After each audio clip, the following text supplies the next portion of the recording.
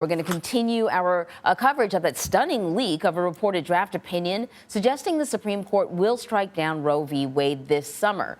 The court has not confirmed the authenticity of the document, and it can always be changed before a final ruling is issued. So Jan Crawford is outside of the Supreme Court with more. Jan, thanks for joining us this morning. I don't recall anything like this happening before. This certainly seems unprecedented. Yeah, I mean, that's because this has never happened before, and it is unprecedented to leak a draft of an opinion before it's even like heading to the printer, about to be dropped. That's something that people say the court may never recover from. And in the states, if this court does, in fact, go ahead and overturn Roe versus Wade, I mean, the potential there massive for abortion rights, and that is something that many states already have been preparing for. We will not go back!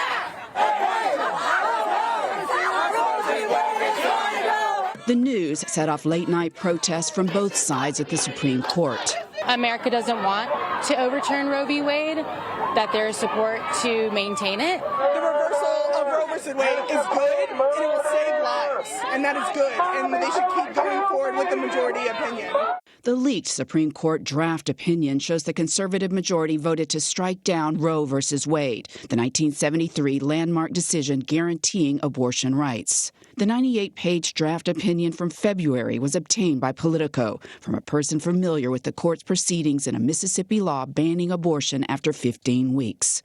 Writing for the majority, Justice Samuel Alito wrote, "Roe was egregiously wrong from the start. It is time to heed the Constitution and return the issue of abortion to the people's elected representatives." 4 other conservative justices reportedly also had voted to overturn Roe in the Mississippi case.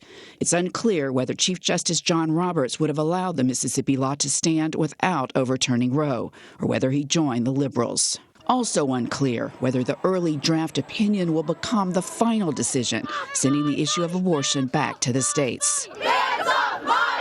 Right now, 13 states have laws banning all or nearly all abortions that would be triggered if Roe were overturned. The CEO of Planned Parenthood said, "Abortion is currently still legal, and we will continue to fight like hell to protect the right to access safe, legal abortion." But the leak of a draft opinion sent shockwaves throughout the legal community and beyond. This has never happened before. It's a tremendously big deal for the court, and its significance for the court's legitimacy is impossible to overstate. Jeff Rosen is the president and CEO of the National Constitution Center. The court takes its secrecy incredibly seriously. The justices will investigate this leak vigorously and try to find out who the leaker was. Now, early drafts of opinions can change as they go through the drafting process. That's not uncommon, and justices have in the past changed their votes before a final decision is released. That may be unlikely in this case, and I think we can expect a ruling here well before the end of the court's term at the end of June.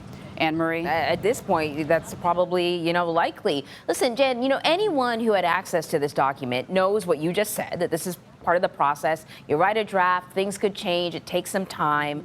So why would someone leak this document? That is the question, right? And why do people talk to the press and leak information? They're outraged by something. They're disgruntled by a decision. Or perhaps in this case, and I think what's being widely speculated, is that they're trying to put pressure on a justice or two to change their minds. That has happened in the past in different ways. In other cases, a pressure campaign. We saw it during the Obamacare case when you saw opinions kind of pop up. But this is something entirely different. This has never happened, to release a draft of a ruling in advance of that decision, something that is so closely held. So few people inside that court have access at this point to that opinion. It is widely speculated it's probably from a law clerk. And here on CBS News, we've talked a lot about the laws being changed at the state level across the country, and also these sort of trigger laws that are set in place. So if Roe v. Wade is struck down, then, you could have a domino effect, a cascade of statewide laws changing. You've been to Mississippi and other states bracing for this decision. If this ends up being the ruling, what are the implications there? Well, I mean, Emery, it would mean that if you live in Mississippi, you're going to have to drive a long way if you want to get an abortion. So it'll be different. Each state will get to decide whether they want to restrict, ban, or allow, in all cases, abortion. It will change the landscape and leave those decisions to the elected officials in those particular states. And you're right, they have been preparing for it. I don't think the ruling itself is a surprise. It looked after the argument that the court was going to overturn Roe versus Wade, uphold this Mississippi 15-week ban. But still, seeing that draft, I think, did catch a lot of people by surprise. The reality of this ruling potentially now settling in with people. Yeah, definitely. Jan Crawford, thank you so much, Dan.